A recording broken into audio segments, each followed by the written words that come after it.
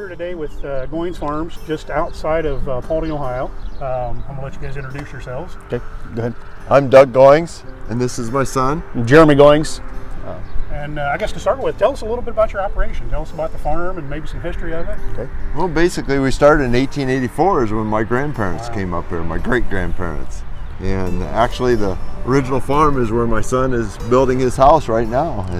He's going to live on the home place then. So it's been a long tradition, and I'm the fourth generation, and he's the fifth. And we got a couple of grandsons that are number 6 coming along. Yep. What kind of crops primarily do you raise? Obviously wheat. And Corn, wheat, and soybeans. Yeah. So. Mostly non-GMO soybeans for export. And we bale all our wheat straw, and we also run a drainage business on the side. We install field tile as well. So. Okay. We're here because of the Wheat Growers Association, and you guys are the winners of the 2021 Wheat Growers Association Yield Contest, and 138.27 bushel per acre. That's an impressive number. It was a shock to us too. I mean, was it? We knew we had a pretty good chance at it, but when we got those numbers back, it was more than we even expected. So, yeah, pretty excited about it. Well, tell us a little bit about the process. I mean, what's it take to get that kind of yield on this? Well, soil maintenance is a big thing with drainage. I feel like the biggest thing in our area anyway is drainage. Once you get drainage straightened out, then you can do a lot of things from there. But we're really intensive on our management of our wheat. So we'll make 6 to 7 passes across it, whether it be fungicides or micros or separate fertilizer passes, but very intensive. We're out in those fields a lot. I feel like we just live in the wheat fields all spring long. So, but it pays off. Yes. And it pays off. Yeah. So the yield contest, of course, 138. You're not getting that average over the whole acreage. Not quite that average. But you're probably. But we treat all of our acres the same way, and then so we'll pick a field towards the middle of the growing season, really, where we're going to pull that contest. But we'll treat them all the same way, and 122 bushel the acre last year farm average. So that's impressive. We've taken what we've learned from the contest, because we've been in the contest now for 2017, I think, was the first year. Okay, so we've taken what we've learned from that and those little things here and there, and we just take it farm wide then when we find something that works. And as an added benefit, you're selling your straw, so you're a little more profit that way too. Yep. So. And then follow up with double crop soybeans as well. So wheat can be our most profitable crop in the right year. Yeah. So. Yeah, and double crop last year was phenomenal. Well, we had almost ideal growing conditions in this area last year. So yeah. And then $15 prices to sell it at. Doesn't hurt things. Yeah. That helps too. Doesn't hurt things. Yeah. One thing about that yield, that actually came 3rd in the nation too for soft red winter wheat. Really?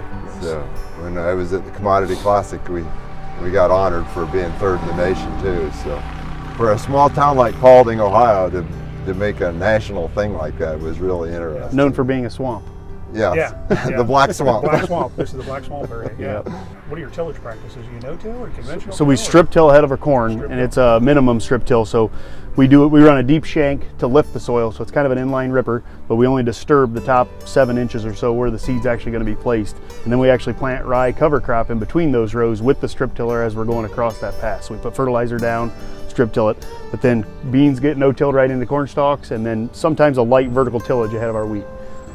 We prefer to just give it a tickle with it. We run a Salford RTS, and it seems to do a good job just to make a little bit of a seed bed for it, and we get better emergence then. But we don't like to disturb it any deeper than an inch or so. So being that you won the yield contest, J&M, we provide a seed tender, use of a seed tender for a year, and the tender that you guys chose is the 390, LC 390, which is 390 seed units. And have you guys had a seed tender before, or is this going to be a first? Or? This will be a first for us. We use a semi-seed tender is what we've been using in the past, which is a bit clumsy, but it did the job for us. We wanted something we could get into fields with better and be a little handier to get around. And we chose the large size because we run horse planting equipment, and our horse planters will hold 240 units of seed. So we didn't want a small tender that you weren't going to be able to fill it up when it pulled into the field. So that's why we picked the 390. Gotcha. Some of the things we equip this with, wireless remote control, scales, so you'll be able to know how much or how many pounds you're putting in each hopper. Patriotic Farmer decal, which is more of a decorative thing, but it sure looks nice. And then we first decked it out with your farm logo, and you got to be proud of your yield, so we put the yield up there, so so people see.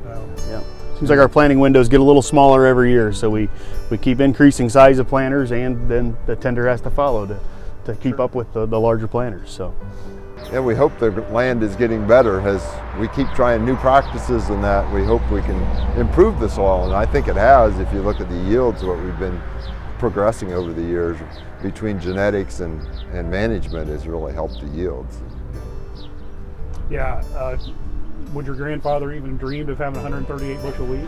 No, back then, my grandpa went to Washington when he was a young man, and he had 100 bushel corn, and that was a tremendous thing back then, and they were getting 30 bushel wheat back then. So it's definitely changed over the years. Well, guys, I appreciate it, the time you took with us today. And thank you, Mike. Well, we appreciate this, so thank you. Congratulations. Yes. Thank you very much. Yeah, when we started on this yield contest several years ago, we never thought we'd end up with a tender cart in our driveway because of it. Yeah, that's for sure. Yeah.